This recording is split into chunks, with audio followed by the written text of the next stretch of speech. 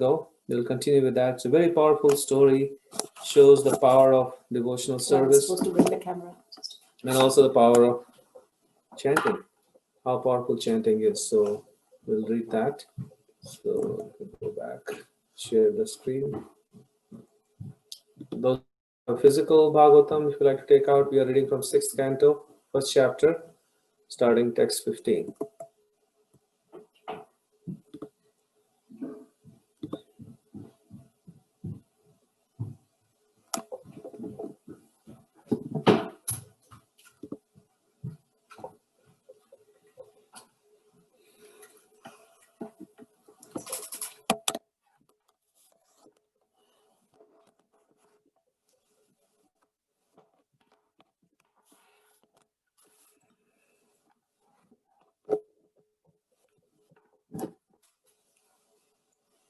Yep. Okay. Om Namo Bhagavate Vasudevaya. So please repeat. Om Namo Bhagavate Vasudevaya. Om Namo Bhagavate Vasudevaya. Om Namo Bhagavate Vasudevaya. Om Namo Bhagavate Vasudevaya. Om Namo Bhagavate Vasudevaya. Kechit kevalaya bhaktya Vasudeva parayanaha Agham dhunvanti kashnena Niharam iha bhaskaraha. Only a rare person who has adopted complete, unalloyed devotional service to Krishna can uproot the weeds of sinful actions with no possibility that they will revive. He can do this simply by discharging devotional service, just as the sun can immediately dissipate fog by its rays. Purport. In the previous verse, Sukdev Goswami gave the example that the dried leaves of creepers beneath a bamboo tree may be completely burned to ashes by a fire, although the creepers may sprout again because the root is still in the ground. Similarly, because the root of sinful desire is not destroyed in the heart of a person who is cultivating knowledge but who has no taste for devotional service, there is a possibility that his sinful desires will reappear. As stated in Srimad Bhagavatam 10.14.4, Shreya Shrutim Bhaktim Udashyate Vibho Klishyanti Ye Kevala Bodha Labdhaye. Speculators who undergo great labor to gain a meticulous understanding of the material world by distinguishing between sinful and pious activities, but who are not situated in devotional service, are prone to material activities. They may fall down and become implicated in fruitive activities. If one becomes attached to devotional service, however, his desires for material enjoyment are automatically vanquished without separate endeavor. Bhakti parishanubhava viraktir anyatracha. If one is advanced in Krishna consciousness, material activities, both sinful and pious, automatically become distasteful to him. That is the test of Krishna consciousness. Both pious and impious activities are actually due to ignorance, because a living entity, as an eternal servant of Krishna, has no need to act for his personal sense gratification. Therefore, as soon as one is reclaimed to the platform of devotional service, he relinquishes his attachment for pious and impious activities, and he is interested only in what will satisfy Krishna. This process of bhakti, devotional service to Krishna, Vasudeva Parayana, relieves one from the reactions of all activities. Since Maharaj Parikshit was a great devotee, the answers of his guru, Sukdev Goswami, concerning Karma Kanda and Jnana Kanda could not satisfy him. Therefore, Sukdev Goswami, knowing very well the heart of his disciple, explained the transcendental bliss of devotional service. The word Kechit, which is used in this verse, means a few people, but not all. Not everyone can become Krishna conscious. As Krishna explains in Bhagavad Gita, Manushyanam sahishreshu kashyat yatati siddhaye yatatam siddhanam kaschin mam veti tatvata. Out of many thousands among men, one may endeavor for perfection, and of those who have achieved perfection, hardly one knows me in truth. Practically, no one understands Krishna as he is, for Krishna cannot be understood through pious activities or attainment of the most elevated speculative knowledge. Actually, the highest knowledge consists of understanding Krishna. Unintelligent men who do not understand Krishna are grossly puffed up, thinking that they are liberated or have themselves become Krishna or Narayan. This is ignorance. So just to give you a context, this is a conversation happening between Maharaj Parikshit and Sukadeva Goswami. In the end of the 5th canto, Sukadeva Goswami described the hellish planets and the different sufferings a soul undergoes there because of their sinful activities. So at the beginning of 6th canto, Maharaj Parikshit is feeling a lot of compassion for people who have to go to hell. So he's asking for a remedy to Sukadeva Goswami. What is the remedy for such people? How can they become free from this suffering? And Sukadeva Goswami first gives the answer on Karma Kanda, that people can do remedial measures as given in the Karma Kanda, like by doing prayashchit and things like that. So Parikshit Maharaj is not fully satisfied with that, because he So let's ask you. Yeah. So, he gives two different reasons why. So the first reason he gives is one of atonement, right? So based on what we have studied so far in your own understanding, maybe you could share, why do you think this process of atonement is not good enough? Well, it's not a good solution. It's not a good solution.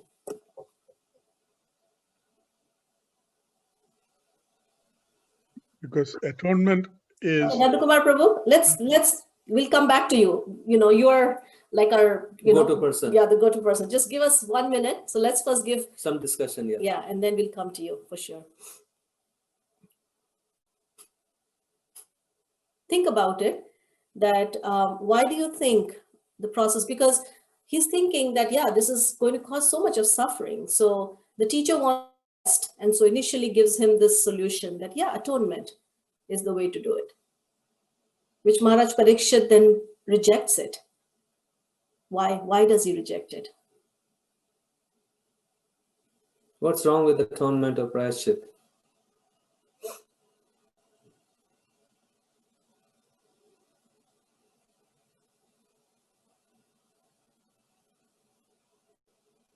Amrita, you want to give it a try? Pratibha, Rajesh ji?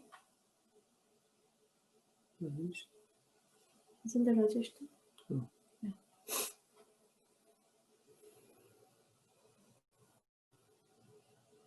Give it your best shot. What do you think? And we see that, right? I'll just give you a little hint. In India, people commit all kinds of activities, and then they say, we'll just go to the Ganga and take a dip in Ganga.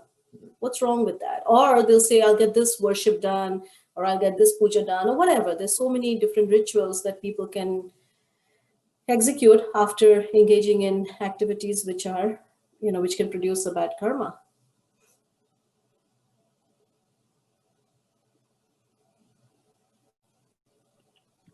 I mean, it generally feels like that's like an easy solution. There is no learning from it.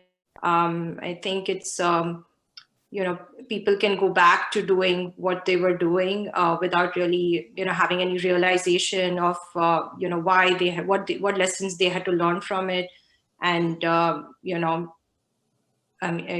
generally make a change in them positively, unless there is, I think, a real intention of change, deep within, it would not really, be, successful in making that change.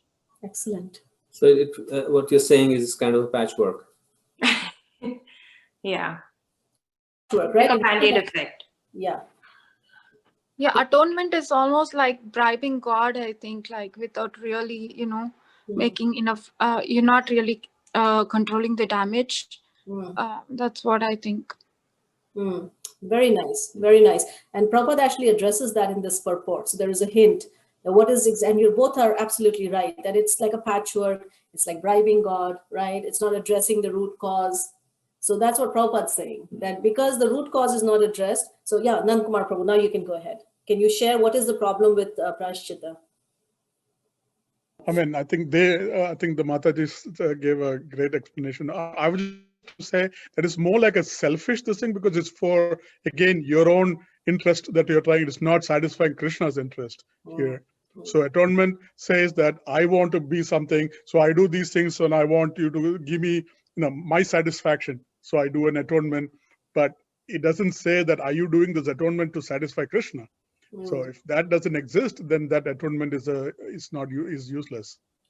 Good. That's It's also a like good in the point. Christian tradition, they have, people do all kinds of atrocities, and then they go to the priest and say, I do a Hail Mary, do a confession, and then they think that everything is okay, but then they go ahead and do the same thing again. So that doesn't make any, it doesn't give you any benefit, spiritual benefit. Very nice. Very nice. And yeah, and we talked, if you guys remember, when we talked about karma, I think they are coming back. Yes, Shama Bhakti. We are so excited to have Shama Bhakti and the group, Ashwin Prabhu, Chandra Mohan Preti ji, Sapna, all of you, which is actually, Lord Chaitanya actually calls the Srimad Bhagavatam this spotless Purana. And it is a literary incarnation of Krishna. So the Srimad Bhagavatam is very, very special. And Prabhupada says that simply by reading Srimad Bhagavatam, one can actually come face to face with Krishna, right in the pages of Srimad Bhagavatam. And the particular pastime that we are studying right now is the pastime of Ajamil, which is actually very, very important for us because Ajamil's story is a story of hope. It's a story of how, we may take up spiritual life or Krishna consciousness or bhakti with some sentiment, but then we may also get distracted. But how whatever we do on the path of bhakti, it never goes to waste. And yeah, also a story of sometimes we practice bhakti because of cultural conditioning or the kind of atmosphere we are born in, and we just do something because our parents said that, or this is what I know, and later on a person may get distracted because of the material conditioning has not been taken care of, and that's what we see in the life of Gunjan. Can you mute yourself?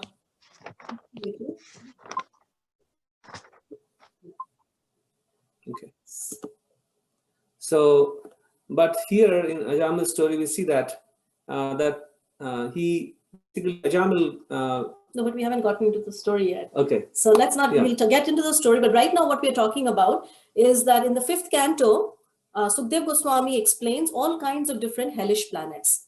And just by hearing and reading those descriptions of those hellish planets, it is actually, it generates a lot of compassion within the heart of Maharaj Parikshit, who says, what will happen to these people?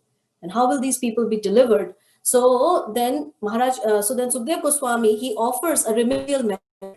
And the remedial measure he offers is that praishchitta, atonement. So he says that simply if you just perform atonement. So we were talking about what is atonement. So for example, in India, people perform all kinds of activities and then they'll say, I will just go to Haridwar, I will take a bath in the Ganga, and all my sins will be removed, right? Or I will go to a holy place and donate some cows or feed the hungry or open a drinking booth for poor people or whatever, or give some charity to the poor people. So those are the things of atonement that are mentioned in the ritualistic sections of the Vedas, and which are not completely invalid. Because at least the person is learning that, they're accepting that they have done something wrong, and then they want to correct that, and it allows them to take that proper step of correcting it. But as Sukadev, as Parikshit Maharaj will say, this is not a permanent solution. It is more like a patchwork. So we were just discussing why it is a patchwork, and Amrita and also Pratibha and Nandakumar Prabhu, they were mentioning. So maybe since you guys have joined, why do you think, this is for those that have just joined from the Hindi group, why do you think Prashchita is not the ultimate solution to taking care of the suffering? Because there's suffering means karmic reaction, right? So why is Prashchita not good enough? What do you think? कि जो हमने पाप किए हैं या फिर पाप के कारण जो हमें दुख मिल रहे हैं, उनका निवारण केवल प्रायश्चित से नहीं हो सकता. जो कर्म कांड या वेदास में जो प्रायश्चित दिए हुए हैं, उनसे इसका पूर्ण रूप से निवारण नहीं हो सकता. क्यों नहीं हो सकता? So you can, maybe someone can share. आपकी आवाज नहीं आ रही है चंद्रमोहन जी. If you can unmute yourself. Hare Krishna. Hare Krishna. This is, I think, is prarabdha, which we are carrying on from the past life, and which the suffering we have to take on. And it is like a bank account, credit and debit. So similarly, that debit has to be taken place, and then whatever good karma we do, that will carry on for this life as well as for the next life. So balance is there. So this prashchit will not help us, I think. Very nice, because it's a very long bank account. So even if you take care of a little bit, there's still so much there. Yes. And also Prabhupada describes it in this purport here, that just like one good example that comes to our mind is during spring season, you see how there are weeds that grow. So if you just cut the weeds from the top, right, then what happens is, for the time being, it seems the weeds are gone, but actually the roots are still there. So again, the weeds will actually grow. So Prabhupada is describing this as an example that as long as the roots are there, even if you do some prashchita, but that is simply a very superficial and a patchwork solution. Because when we engage in sinful activities, or activities that sinful activity means activities which are detrimental to our spiritual well-being, or that are detrimental to our reviving our connection with Krishna. That is the definition of sinful activity. And as Chandramohanji pointed out, the sinful activities, they are caused by our ignorance, like ignorance in the heart of who we are and what is our relationship with God. That is the cause of all sinful activities. So, and sinful activities, when we commit them, they produce prarabdha, or which means some suffering that is due to us, and as a result we suffer. So just taking care of the suffering is not going to take care of the problem, right? You may just take care of the suffering, which is basically provided by doing some prashchit. Prashchit is a temporary measure to remove your suffering, but the sinful activity is still there in the heart. The sinful desires are still there in the heart. The ignorance is still there in the heart. So it will pop up again.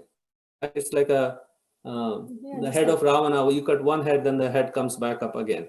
So that's why Maharaj Parikshit rejects that. So we can move on. Yeah. So we'll share the screen again. This one, right? Yeah. Yeah. So let's go back. So yeah, Prabhupada is saying that that doesn't really help. So since Maharaj Parikshit was a great devotee, the answers of his guru, Sukdev Goswami, concerning Karma Khanda and Jnana Khanda could not satisfy So him. Jnana Khanda is basically, Sukadeva Goswami said that one should just develop knowledge, knowledge of the soul and knowledge of the self. And Parikshit Maharaj is also rejecting that, because that is also not sufficient to completely uproot the ignorance, because we have to develop a complete knowledge about the Supreme Lord and engage in this devotional service, which Jnana Khanda doesn't provide. So just the knowledge of difference between the body and soul is not sufficient to uproot that ignorance. And so therefore Sukdev Goswami, knowing very well the heart of his disciple, explained the transcendental bliss of devotional service.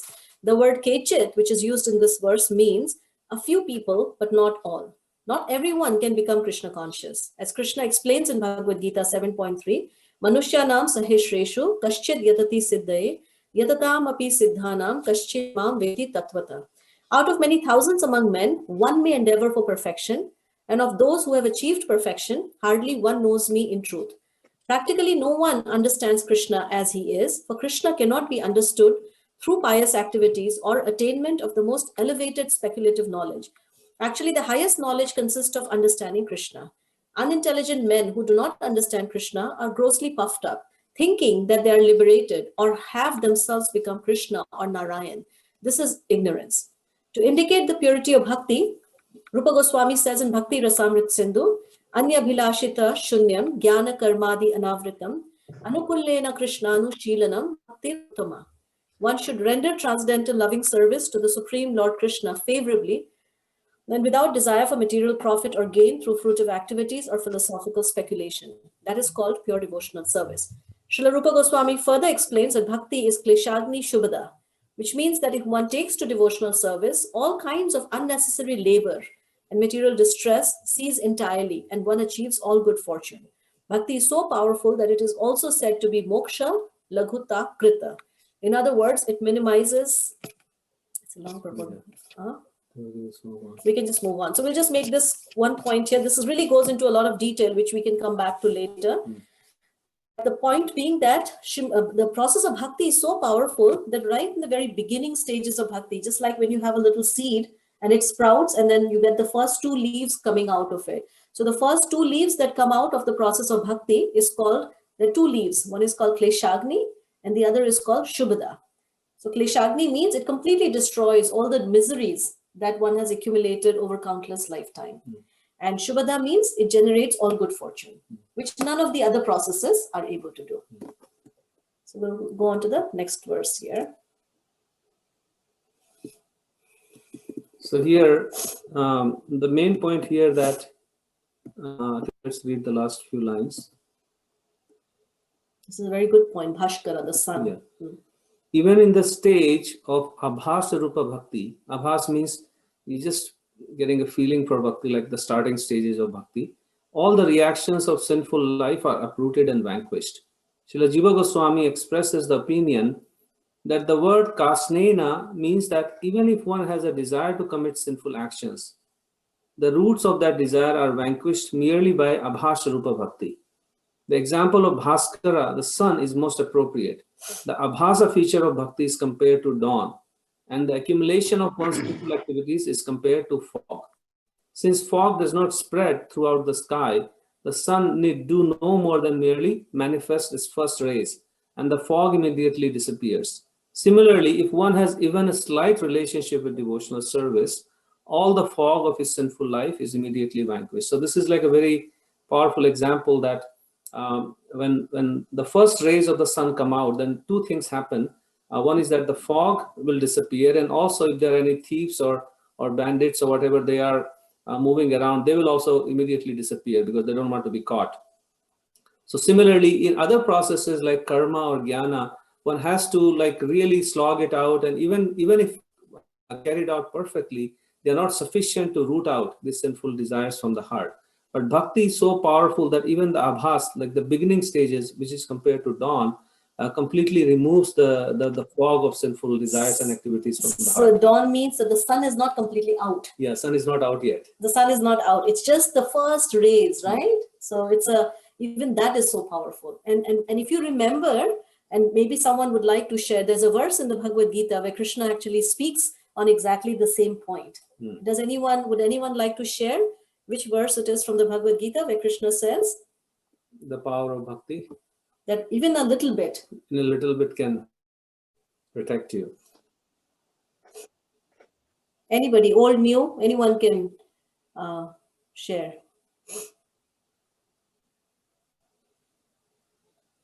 Is it Bahunam Janmanamante? Bahunam Janmanam, and Te is also there, but it's not for, this is for where Krishna is saying that a little progress on this path, even a little bit of bhakti that we practice on this path It's very powerful. is very powerful. Is it api chet sudurachara?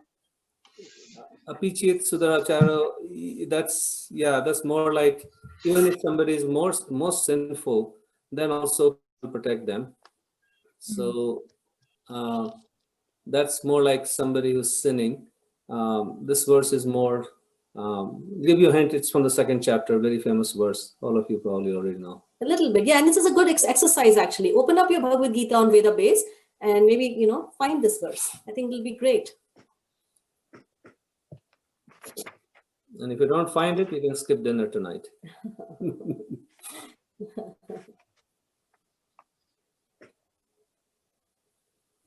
Second chapter. That's it. Yeah. That's it.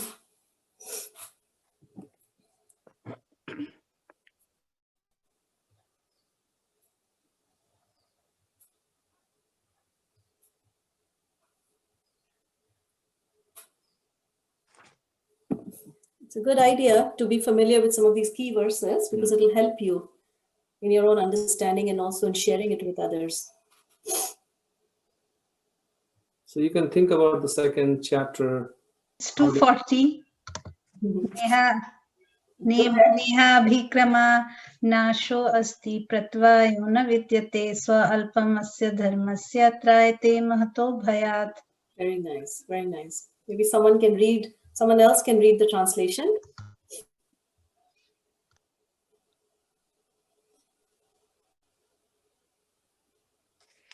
Did everybody find it?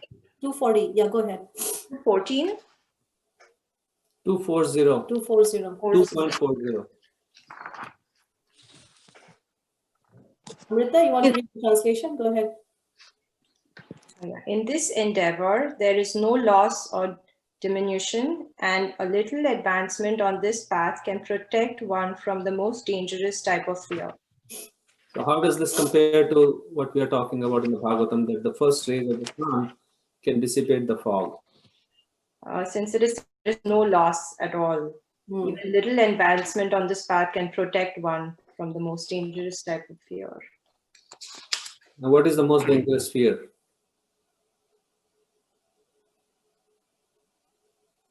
The fear of death. Yeah. The fear of death. Yeah, I mean, and what is the most dangerous thing that we have in our heart is ignorance, right? Because that is the root cause of all the problems that we have. And that causes fear, that causes insecurity, and the suffering. Everything actually comes out from this ignorance, avidya. So even a little bit of bhakti removes that. Also falling into the lower species of life. Yeah. Because when in the 5th canto, at the end of 5th canto, when Sukadeva Goswami is describing all these hellish planets, it basically means that, you're falling down into lower species of life, and you have to undergo great suffering. So when one engages in bhakti, then that fear is completely taken away. One is assured of a human birth, and more so, one is assured of being able to continue on this path of bhakti in the next life. So let's explore a little bit more. The first rays of the sun, what else does it represent? Like from our day-to-day experience, when the first rays of the sun come, what does it mean to you? Ashwinji, any thoughts? What does it mean to you, the first rays of the sun? Suraj ki pehli kirane. Your faith gets Hare enlivened. Krishna Prabhu. Yes, go ahead, Ashwin Prabhu. Just I'm trying to catch because I'm lost. I'm trying to catch what is those things. Okay. You say because I have only the Gita Oh, Hindi one. only the Gita. Okay. Yeah. So Yeah. I have the Bhagavatam. I will bring tomorrow, next Friday. Okay, no problem. Okay. So may I know what canto we are? We are reading from 6th canto. Okay. 6th canto, Sixth chapter canto, 1. okay. Okay. 6th canto, chapter 1, and then today we read the verse number 15, and we'll Okay. continue. Thank you, Prabhu. Yes, thank you. So Nikunja, go ahead. Yeah, Hare Krishna Didi. Yes. It's like the faith, your faith gets enlivened that there is a light. Mm, Hmm. mm, very nice. There is a light. There is a light. That is hope, There is hope. right? Very nice. Mm. Very nice. What else? The first rays of the sun. Tarini, Moving go from ahead. darkness to light. Moving from darkness to light. Moving From from dark. darkness to light. Very nice. Tamaso Maam Jyotirgama, right? Tamasoma Jyotirgama. Very nice. Tarini? Tarini, go ahead. May I say the Yes, first? Yes. go ahead, Ashwin. Yeah. So first light of the sun is hope. Mm, mm, mm, mm. Yes. And it is true, like when the sun goes down, Vaisheshika Prabhu always says this, and I love this. He says, when the sun goes down, everybody, they don't know what to do with themselves. So we just go off to sleep because we just don't know, like what else can you do, right? Yeah. And so, but when the sun comes up, then we wake up and we go, oh, It's like a start of a new life almost, because sleep is compared to like a mini death. Sleep is compared to a mini death where we completely forget who we are, right? We don't even know who we are. And then we go out in dreams and like live a completely whole lifetime in our dreams. Sometimes you can live a whole lifetime in your dreams. So we live a completely new life in the dreams. And then when we wake up, it's like, okay, I know who I am. So the first phase of the sun is more like it's a new beginning. It's new a beginning of life. Yeah. Tarini was saying something, and then we can maybe continue. Yeah, I was also thinking that how, like, I just said that it's a start of a new day, like a fresh start. And also I was thinking that how it's an opportunity given to us every day that, we can improve ourselves and we can understand that where we went wrong and how redirect ourselves in the proper path. So wonderful. Even though we like each and every day is a learning for us. So the first rays of sun, it gives a hope. Okay, now I'll try more to correct myself a bit more than yesterday. So beautiful. That is so nice. That is so nice, and I think it's true. Yeah. There is, and as like Lord Chaitanya says, Jiva Jago, right? And then the first stage of the sun, actually, it's Krishna kind of, through the medium of life, he's waking us up that wake up to your human birth, recognize that you're a human, and you have this great opportunity to come out of this material world. So the first stage of the sun also is kind of a wake-up call. So we'll continue now reading the next verses. So this is text 16 from the Srimad So the Bhagavatam. next 4 verses, Sukadeva Goswami is going to basically glorify how powerful bhakti is. And these verses are very powerful because when we meditate on them, you'll see that bhakti is actually very, very powerful. And different aspects of bhakti will be brought out in these verses. Na tathahi agavan rajan puyeta tapa adibhi yatha krishna pita pranas tat purusha nishevaya. My dear king, if a sinful person engages in the service of a bona fide devotee of the Lord and thus learns how to dedicate his life unto the lotus feet of Krishna, he can be completely purified. One cannot be purified merely by undergoing austerity, penance, brahmacharya, and other methods of atonement I have previously described. So what this verse is immediately doing is that in the previous verse, Sukadeva Goswami describes the power of bhakti. And one might be wondering, what is bhakti and how do I actually practice it? So immediately the practical aspect of how to practice bhakti is explained by Sukadeva Goswami, is that one has to practice it under the guidance of a pure devotee of the Lord. So the idea being that unless and until one accepts the lotus feet of a spiritual master, bona fide spiritual master, and I Vaishnava, one cannot actually make progress in the process of bhakti. So one should find such a devotee and then learn how to serve and learn. And then what is the sign of such a person? The sign of such a person that is that he has no other engagement other than service to Krishna. Bhajanti Ananyamanas, so that he has no other focus of service, he has no other focus of interest other than serving Krishna. See, this line is so wonderful. It says, as fog is vanquished at the first glimpse of sunlight, one's sinful reactions are automatically vanquished as soon as one begins serving a pure devotee. No separate endeavor is required. So on this, I guess, point, you may think right now, it may come to your heart that how can I serve a pure devotee, right? So it's very amazing that actually Krishna is so magnanimous. He's such a broad-hearted person that simply the process of hearing is actually considered to be a service. So when we sit and we give oral reception to the Srimad Bhagavatam, which has, and the purports, which have been written by Prabhupada, A.C. Bhaktivedanta Prabhupada, who's a great devotee of Krishna. So in that way, we are actually rendering service to Prabhupada, who spent his night time just trying to write down these purports so that we could read them. So simply by giving oral reception to the Hare Krishna mantra, to the Bhagavatam, to these purports, great service is actually being done. And it's very interesting that although bhakti means serving Krishna, but here Sukadeva Goswami is very emphatically clarifying that bhakti begins with, and it actually means serving a pure devotee. So sometimes people may think that out of sentiment that I can directly serve Krishna, which is good, but that kind of service may not be sustainable. The real bhakti starts with and is sustained by service to a pure devotee. And that is a sure short way of making progress in bhakti. Because if somebody tries to directly serve Krishna and they neglect the service of a pure devotee, then it will be very hard for them to actually progress in bhakti. I like this last stanza. We can just read this a little bit. It's such a beautiful purport. The word Krishna Arpita Prana refers to a devotee who dedicates his life to serving Krishna, not to being saved from the path to hellish life. A devotee is Narayana Parayana or Vasudeva Parayana, which means that the path of Vasudev or the devotional path is his life and soul. Narayana Para Sarvena Kutaschana Vibhyati. Such a devotee is not afraid of going anywhere. There is a path towards liberation in the higher planetary system and a path towards the hellish planet, but a Narayana Para devotee is unafraid wherever he is sent.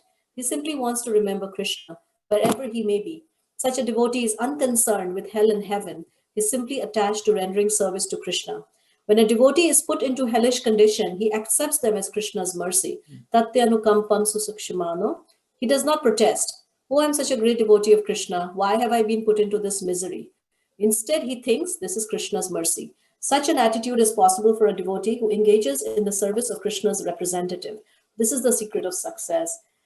And I was just thinking when we read this that we were talking about Thanksgiving, and which is all about gratitude. And this is actually the attitude of gratitude that is what can conquer the unconquerable. That is what can actually attract the all attractive, right? It can bind the person who actually loosens the bondage of all living entities. It's just this cultivation of this attitude of gratitude, which essentially means that even though there are difficulties, even though I have taken up a spiritual life, my life, I may still encounter so many difficult situations. But if I can simply continue to offer my obeisances to Krishna through body, mind, and words, that's one of the most powerful verses of Srimad Bhagavatam. And Rupa Goswami describes that verse as the definition of Shuddha Bhakti, that in the midst of great difficulties, if we can simply learn how to feel grateful and see the reverses that come into our life, opportunity for us to serve Krishna, and as an opportunity for us to show Krishna that I'm here through happiness and distress, then that immediately attracts the attention of Krishna. It's like the difficulties and the miseries that we may face in our journey of bhakti. We can see them as like the doctor. Like the other day, I went to a dentist, and he had to take out a tooth. So in order to take out a tooth, they first give you a local anesthesia. So he puts something, and then he puts a needle in your gums, and then that pinches. There's some pain there, but you know that pain is actually going to numb your gums, so the teeth can be safely taken out. So similarly, these sufferings, if we see them as Krishna's hand, and then we are grateful that through this suffering, you're actually taking out some other big material desires in my heart, just like a bad tooth or infected tooth. Krishna is taking out some infection from our heart, and we are grateful to Krishna for doing that, because it is ultimately Krishna's desire that we become free from these infections. So we'll pause here, and I guess we would like to hear from you, something that you heard, or anything that maybe you want to reflect back, or any further comments or reflections or questions.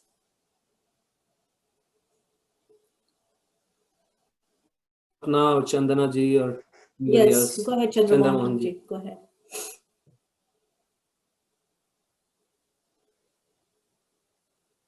Hare Krishna. Yes, like Hare the Krishna. sun's rays you said. Yes. If we see in the nature, the plants also, they start germinating once the sun rises. So similarly, there's a hope. The flowers will also come, the fruits would also grow. Yes. So it is like we also grow in the bhakti. That's what I feel on that. There's always a hope. Absolutely. And the best, this is something that both of us about for the last 2-3 days now, that when we are chanting the names of Krishna every day, that is actually like the sun that is arising within our heart. And when we give attention, then what happens is that the fog-like condition within our heart starts to dissipate. And the thieves, what are those thieves of the heart? The thieves are, what does a thief do? It steals away our true wealth, right? It takes away everything that is of value. And that's called anartha. Anartha means anything that is useless. Unwanted desires. So these unwanted desires are like thieves. And so as soon as the sun of Krishna's holy name arises within the heart, then these thieves start to run away.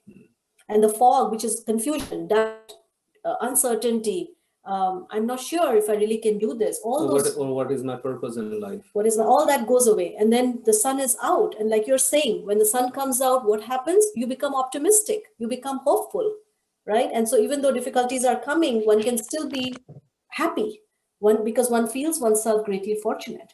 Yeah, sun represents so many things. It allows us to see ourselves, allows us to see others clearly. Like in countries in northern hemisphere, where there are 6 months, there is no sun.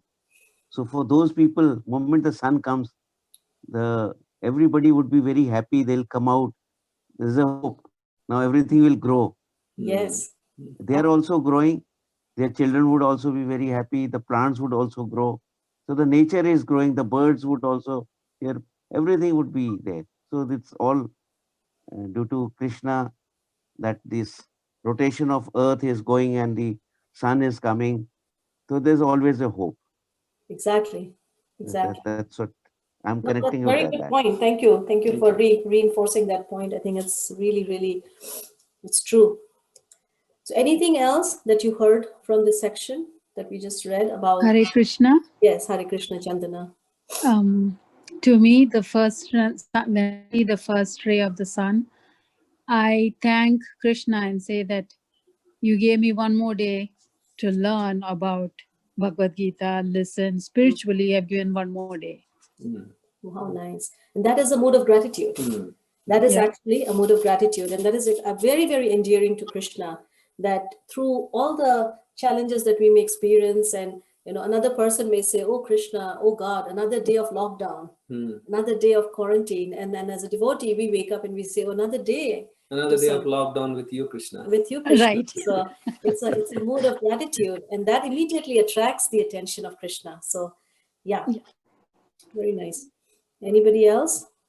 When we face challenges, we have to be grateful, because you can offer gratitude saying the seeds of bad karma are being burnt. So, instead of feeling, why am I in this situation, say, thank you, Krishna, that you're hastening the seed of all my bad karma. And, hopefully I'm getting closer to you through all this. Absolutely. And we must read that verse from Srimad Bhagavatam. It's a very, very powerful. Maybe we can end with that. So let's read a few more verses, and then we can come back to the next verse, and we can ask. Okay. Yeah. So we'll just continue. A couple more verses, and then we'll. Okay, so now in this verse, Sukadeva Goswami is going to describe what are the qualities of such a devotee under whom we want to serve. Sudhrichino huyayam loke pantha kshema kuto bhaya sushila sadhavo yatra narayana parayana. The path followed by pure devotees who are well behaved and fully endowed with the best qualifications is certainly the most auspicious path in this material world. It is free from fear, and it is authorized by the Shastras. Would somebody like to?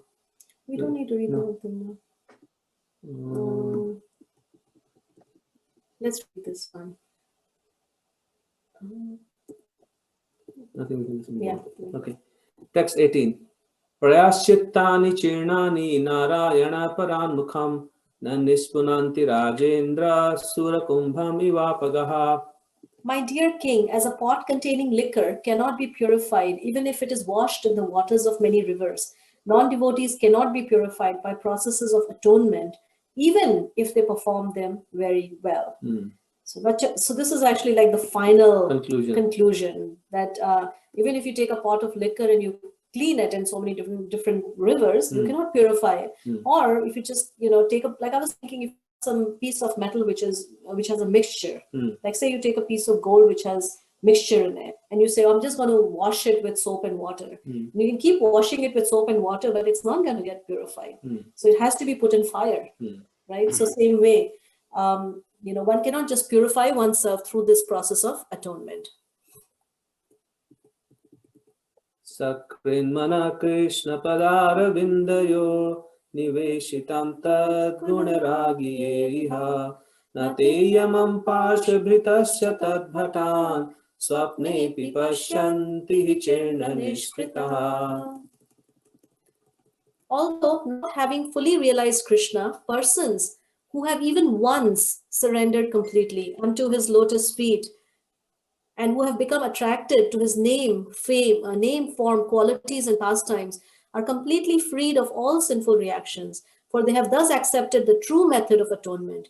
Even in dreams, such surrendered souls do not see Yamaraj or his order carriers, who are equipped with ropes to bind the sinful. Very encouraging verse, because here, if we think of bhakti, then we may think, oh, I'm just a beginner, and bhakti is very difficult to perform, maybe, or it will take me such a long time. So in order to encourage us to perform bhakti, Sukadeva Goswami is saying that you don't have to fully realize Krishna, even in the very beginning stage. Even if you have once surrendered to Krishna or become attracted to his name, qualities, and pastimes, then also such a person is completely freed from all sinful reactions. So just by accepting the path of atonement, this is a true path of atonement. So like if you go to a school or a college, just by getting admission, you don't get the degree, right? Or you don't get the fruits of that education. That is applicable to the path of karma and jnana.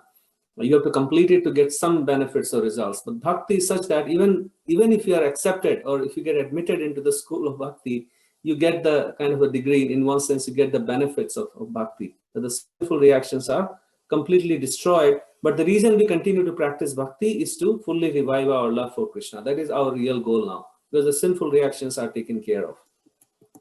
So Lord Ramachandra actually says this. He says that it is my vow that if one, only once, seriously says that from this day I am yours, then I shall immediately award courage to that person. And from that day onwards, that person will become completely fearless. So this is actually the promise that Krishna is also giving in Bhagavad Gita, right? So maybe again we can see which verse, where does Krishna say that if one simply surrenders unto me, then one can be completely freed from all suffering. Ananya Chintayanto ma ejana paripasate. Yeah, that's more like an insurance verse. That's a good verse where Krishna says that I'll preserve whatever you have and provide whatever you lack. But there's more specific verse to this particular point about if one surrenders to Krishna, then he takes care of all our sinful reactions. Maybe you can give the chapter number. Yeah, it's the 18th chapter, kind of a concluding verse from Krishna. Yatra Yogeshwaro Krishna, Yatra Partho Dhanudhara. Yeah, that one is spoken by Sanjaya. That's kind of a Falashruti of Bhagavad Gita. There is a verse spoken by Krishna himself. Just like Lord Ramachandra is saying, right? That if you just simply once say that I'm yours, then from that day onwards, you will be, because I will award that person complete fearlessness. The same thing Krishna is saying in the Bhagavad Gita. Is it text 56? Yeah. Go ahead, Vishnu. Sarva karmani. Dharman parityaja. What verse number is that, Vishal? Text 66. Yes. Yeah, so maybe everyone can look that verse up. 1866. Amrita, you want to read that verse? 1866. 66, right? Yeah. Abandon all varieties of religion and just surrender unto me. I shall deliver you from all sinful reactions. Do not fear. Yeah, and the Sanskrit? Sarva dharma parityajya mam ekam saranam vraja aham tvam sarva prapebhyo mokshayishyami ma sucha. Yeah, that Mam Ekam, that means Krishna Ekam. We take shelter from Krishna, which means completely depending on him. We don't try to go here and there and also go to Krishna. If Krishna doesn't deliver us in time, then we start running somewhere else. Okay, Krishna is not responding. Let me go some other place. So Krishna is saying Mam Ekam means Mam Ekam. And then Krishna is saying, if you do that, then I'll protect you from all sinful reactions, Masucha, no matter what they are. Don't worry, I'll take care of it. So that's a similar verse to what Ramchandra is saying and what this verse from Bhagavatam is saying. It's basically saying that if one simply approaches, right, then this whole vast material world, it is described, there is a verse in Srimad Bhagavatam which says that the amount of tears that a living entity sheds in their entire journey in this material world is enough to fill up a vast ocean.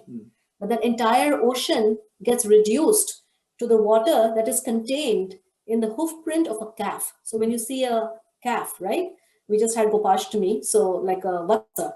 So when a little calf, when it puts its foot in a muddy place, then it creates a little puddle. So that vast ocean becomes very small, just like a little water contained in a hoof print, and one can easily cross over it.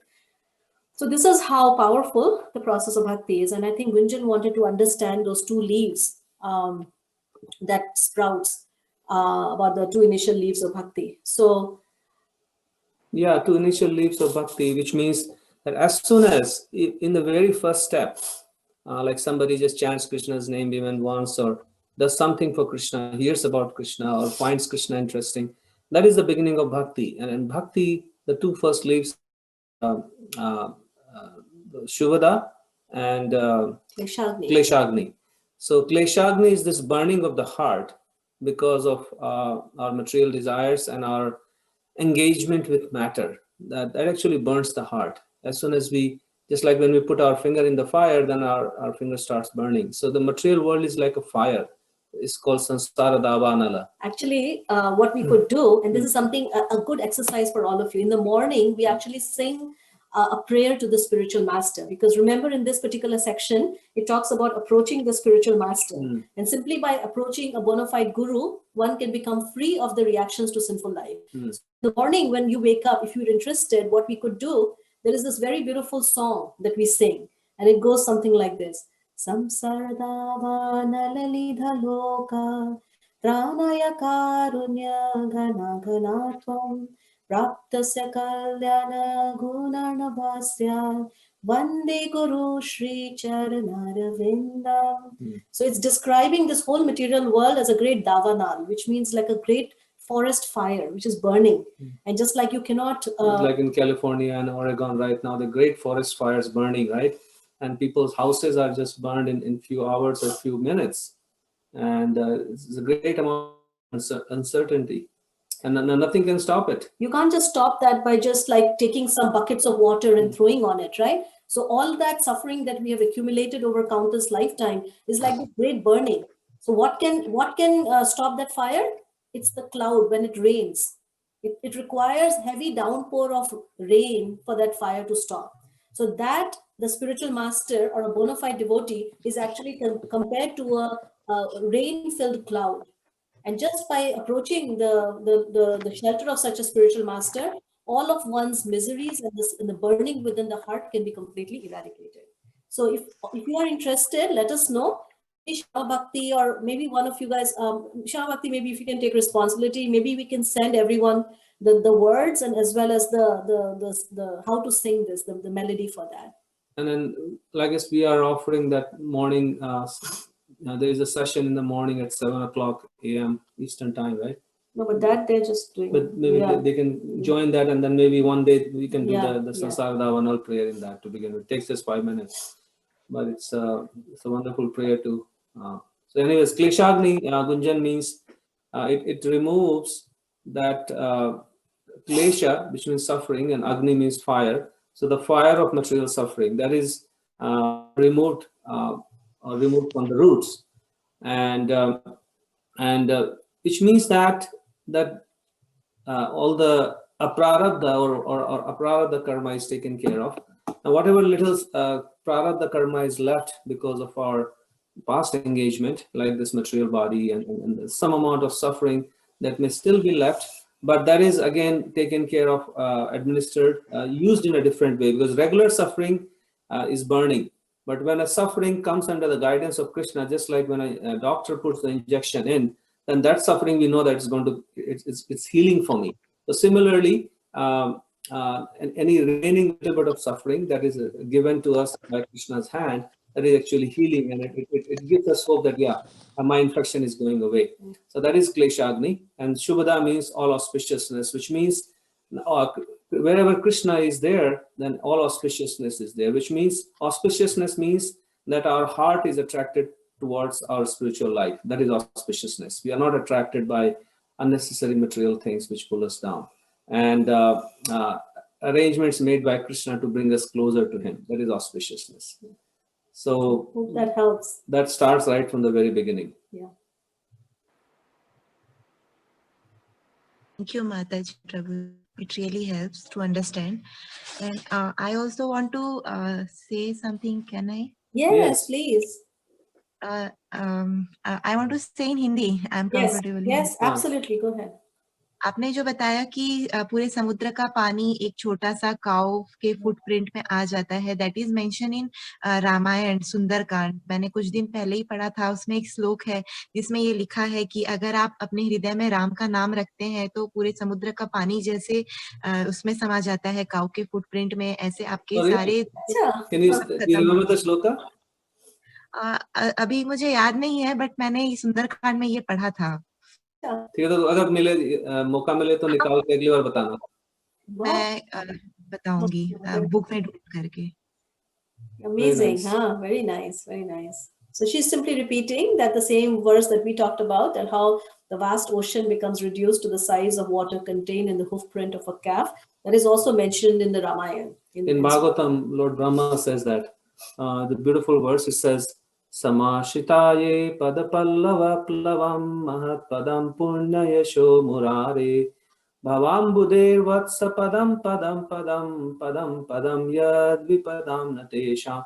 So Bhavambudir, which means Bhavambudir is the big ocean, Bhavambudir vatsa padam padam padam. That big ocean becomes like a vatsa padam, which means like the hoof print of a calf. And one who takes shelter of Krishna, for him there is no danger in this world, which is actually filled with danger at every step. So on that note, I think we'll stop here. This was very nice. We're really happy that we could talk about this. This is a very powerful section of Srimad Bhagavatam, actually. And just by hearing this pastime, I mean, there is so much more that's going to come. There will be this whole big discussion that will happen between the Yamadutas and Vishnudutas. That is also very interesting. And right. So we'll continue with that next week. I just want to make I just want to say one point before we leave. Is that okay? Yes. Go ahead, Prabhu. Yeah, one thing I from this reading, one thing that really stood out for me is unlike material benefits that you get, sometimes you get and then afterwards it's gone, it's the loss. But the spiritual benefit that you get from being in bhakti is it keeps accumulating, so it never goes away. So it keeps on. So even if you start a little bit, and if you happen to fall off, you still, when you come back, you don't lose anything. You still continue. So that's one thing that really stood out for me, and I think that's a very encouraging for us. So nice, and this is actually exactly what this pastime is all about. That thing in his youth. We don't want to give away the story, but then he falls off, right? But nothing is lost. Ajamil's story is a classic story of going to the top, falling down completely to the bottom, rock bottom, and then again rising all the way to the top. So that's the story of no loss. No loss. So it's a great story of hope, right? And I think we will really enjoy it. So next time we'll continue the story. And on Monday, as I said, on Monday we'll have a test for chapter 1 from the Bhagavad Gita. So you guys can study chapter 1. I've already sent the questions. Go over the questions. And during the class time, we'll have the exam. I'll send out the questions just before the class. Either share it here or send it out in WhatsApp. So Shama Bhakti in the Hindi group, are they aware of it? And have they? Okay, so for Hindi group also? Yeah, why not? Why not? It's the same group. Same group, yeah. So Bhagavad Gita के chapter 1 का exam लेंगे हम लोग Monday. तो अपना school का बस्ता निकाल के पढ़ाई थोड़ी कर लें। बहुत आसान होगा, चिंता की बात नहीं है। और अगर क्वेश्चन पेपर पहले चाहिए तो मेरे को थोड़ा आप कुछ भेज सकते हैं, मिठाई चिठाई। क्वेश्चन पेपर तो आपने पहले भेजा हुआ है। In the group it had come earlier. Question वो तो होमवर्क के क्वेश्चंस हैं, बट जो एग्जाम का जो पेपर होगा वो थोड़ा सा डिफरेंट होगा। But more or less the same. No. नहीं more or less, थोड़ा तो नहीं तो फिर पढ़ाई नहीं करेंगे ना ये लोग। अच्छा। I think Mata ji already given the secrets.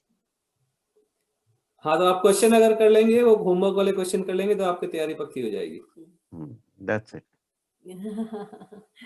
All right. तो सबके लिए exam is like that only. So. All right. So thank you. Dhanyavad. We'll see you. Hare Krishna. Hare Krishna. See you Monday. Hare Krishna. Hare Krishna, everyone. Hare Krishna. Hare Krishna, everyone.